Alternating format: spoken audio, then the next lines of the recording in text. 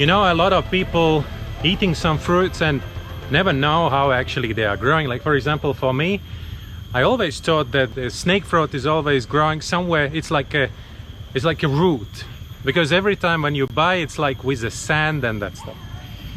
So finally we are in a plantation of snake fruit, or its local language it's called salak, and actually it's like a palm, right? It's like a spiky one.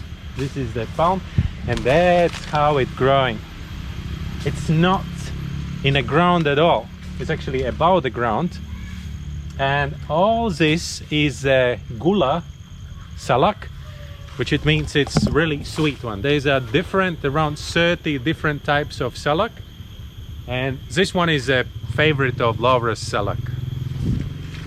So that's how it's growing, and it's a pretty big plantation here. And here, yeah. So, and this one. Salak biasa. Biasa? Ya. Oh, okay. Nih, sudah ada.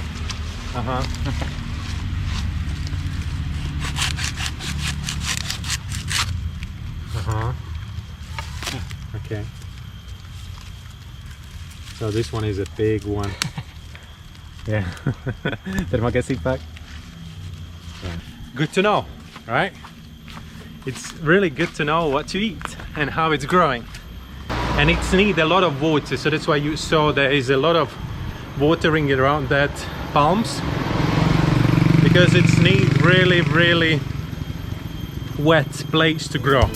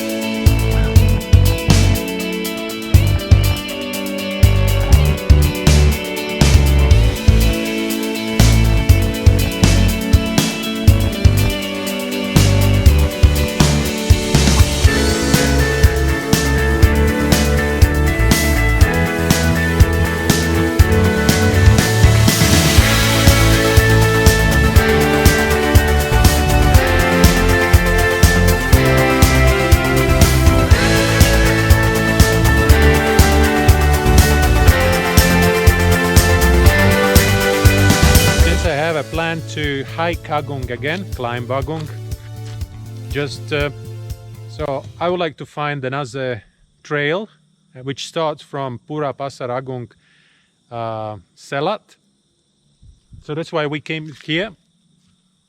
The road is really steep, and actually the motorbike is not strong enough to carry two of us, so Laura was finally have to walk up because she cannot drive. I would just walk, of course, but she cannot drive, so that's why, yeah, she's doing sports at the moment.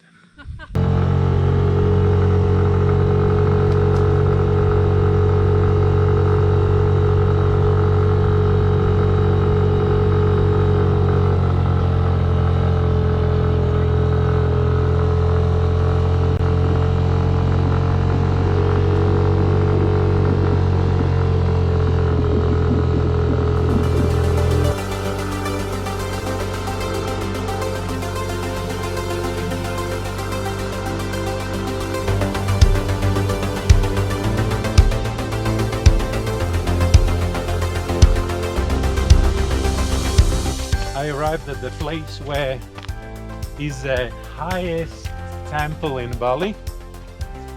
So this temple is located 1,400 meters above the sea level, I think, if I'm right. And this is like more touristic than the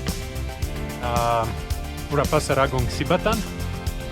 So this one is more touristic, with the stairs, with everything, like nice and beautiful.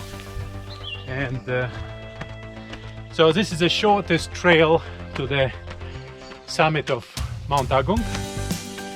So it's only 4 kilometers to the summit, and this is widely used trail.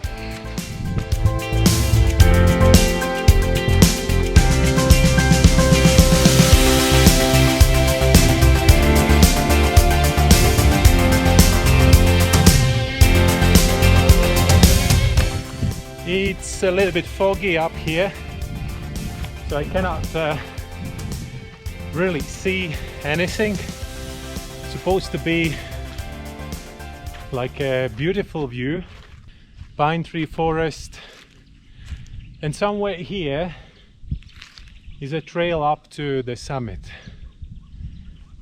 Just have to find it. Yeah, look at that. It's beautiful, that the gate to the heaven. I have to find the trail.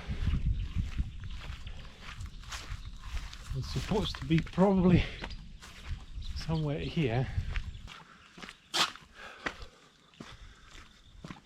but who knows? Maybe that's not the trail. Yeah, I found the trail. Great. So there's no point to go more. So the trail is found. Next time I will go to the summit, I will go from this place.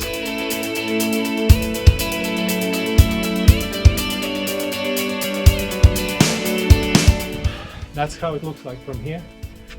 So people, please respect the local culture and don't go inside these temples if you don't have sarongs. I've seen many of you, just because you want to take these photos and you have no sarong, you just ignore all the rules and just going in. Please, please, please don't do it. Hope you enjoyed today's episode again. Thank you very much for watching. Subscribe, follow, and see you tomorrow again. Ciao.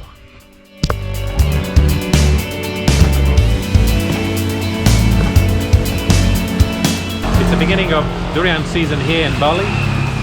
Our favorite is Bangkok, but at the moment Bangkok is not, it's not the time for the Bangkok, so we trying out the local.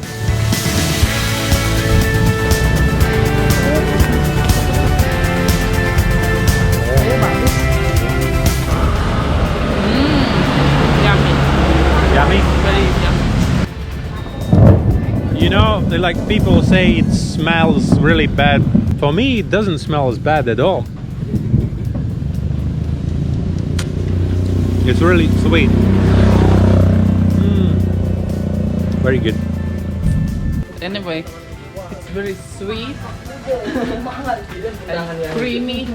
Durian is actually called king of the fruits. And why it's king of the fruit? Because it's so many vitamins. Any woman who wants to become pregnant, you have to eat durian, because there is a folate acid and all the vitamins you need to become pregnant, basically.